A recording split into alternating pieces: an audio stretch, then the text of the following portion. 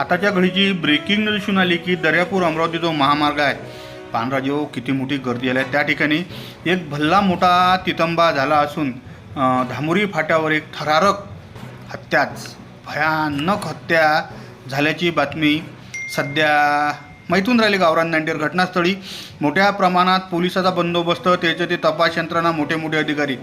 हा तरुण आहे राहुल राजू रावेकर, राहणार वाटोडा शुक्लेश्वर।